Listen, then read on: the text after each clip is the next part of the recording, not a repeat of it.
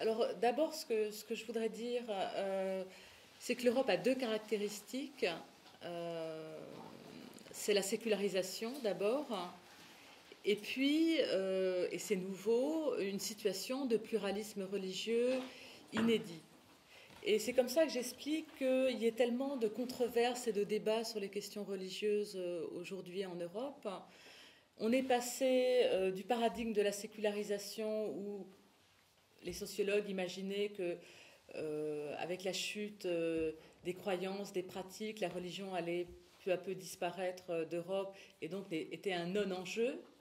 Et puis aujourd'hui, on est plutôt dans le paradigme du pluralisme et la question est de savoir comment gérer ce pluralisme sur le plan des institutions, mais aussi sur le plan de l'imaginaire.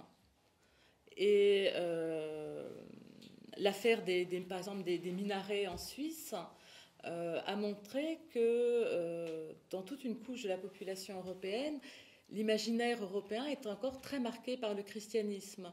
Le temps et l'espace sont marqués en Europe par des repères chrétiens. Les principales fêtes religieuses chômées sont chrétiennes.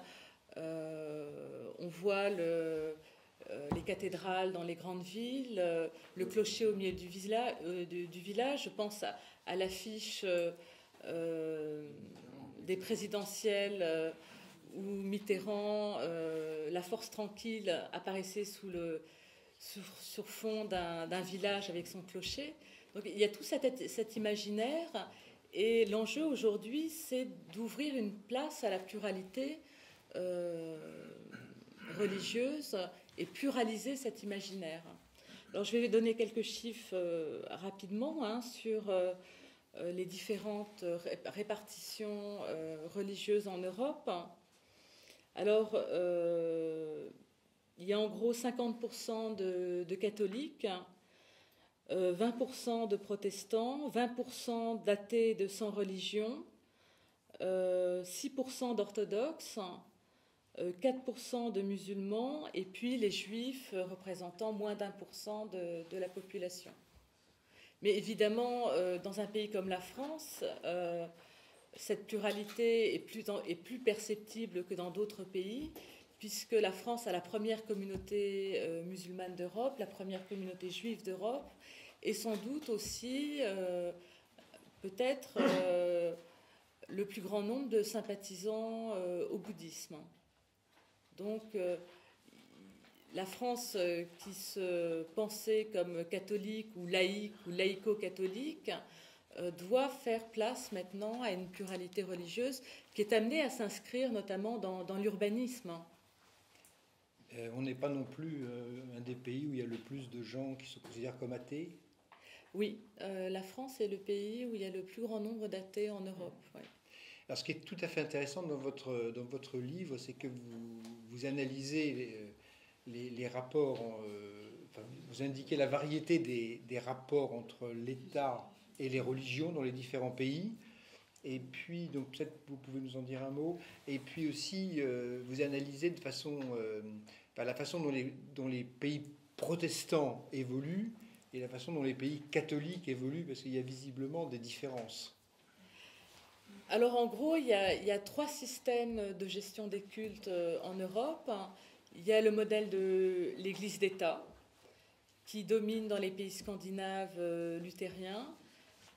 Mais il faut savoir que la Suède en l'an 2000 et la Norvège en 2012 ont quitté ce système de religion d'État pour un système de séparation souple proche du modèle français.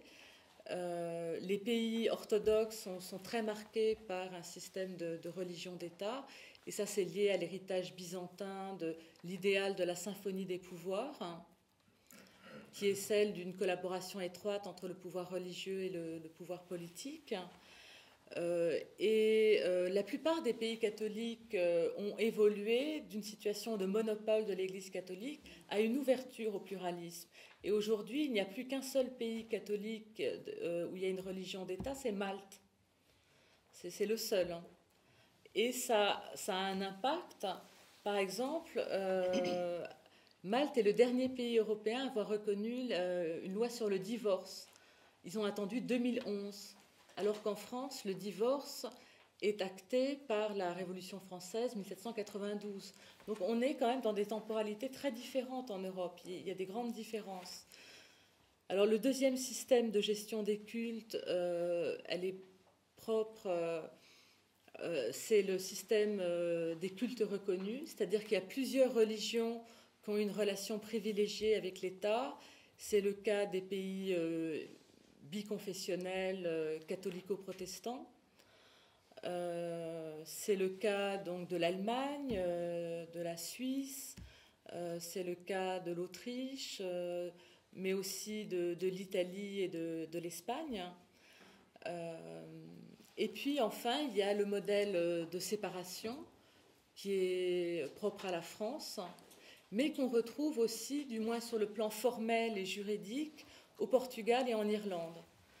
Mais comme ces deux pays sont très marqués sociologiquement par le poids de l'Église catholique, on a tendance à oublier que leur constitution est en fait promet un modèle de séparation de l'Église et de l'État.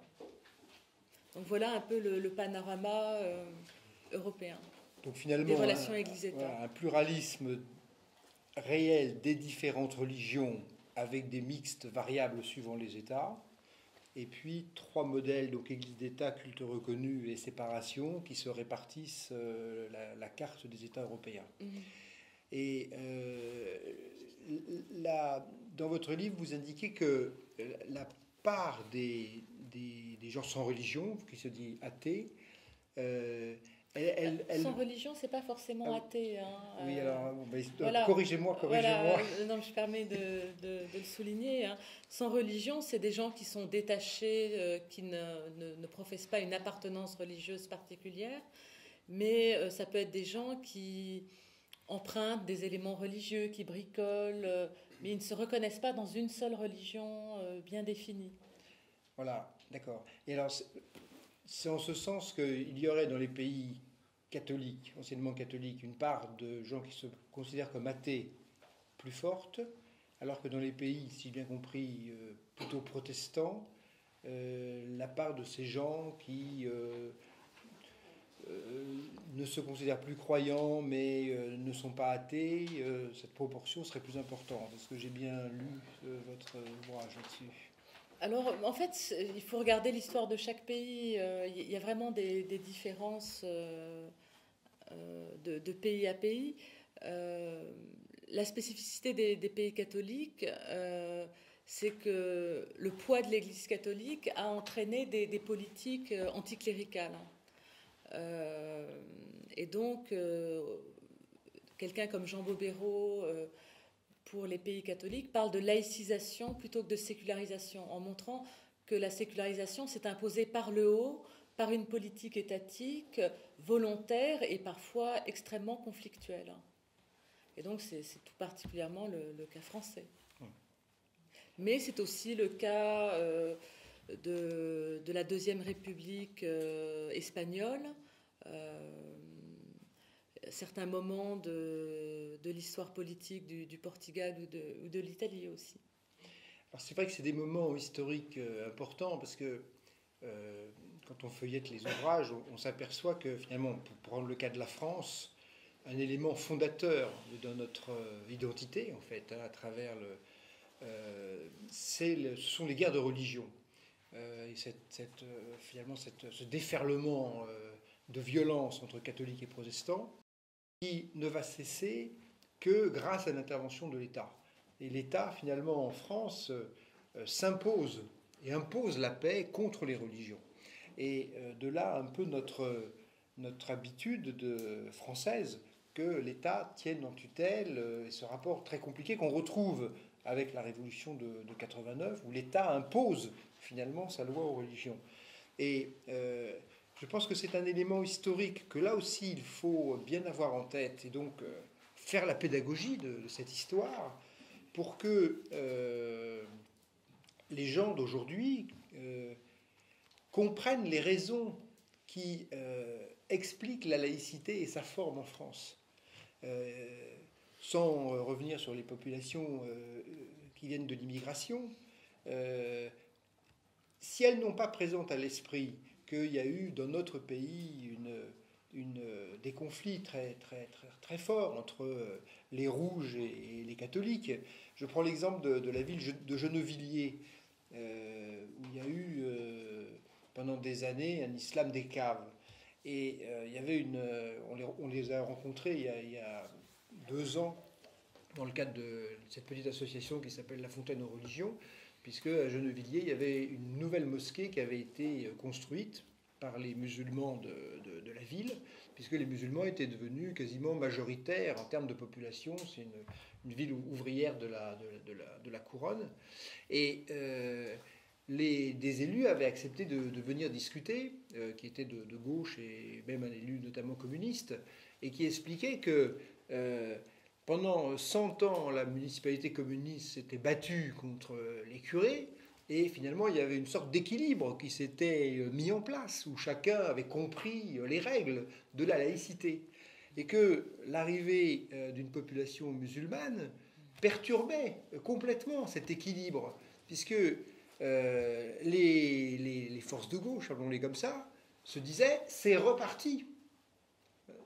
Et que le comportement des musulmans, sans qu'ils s'en rendent compte, venait heurter de plein fouet les règles un peu implicites de notre laïcité.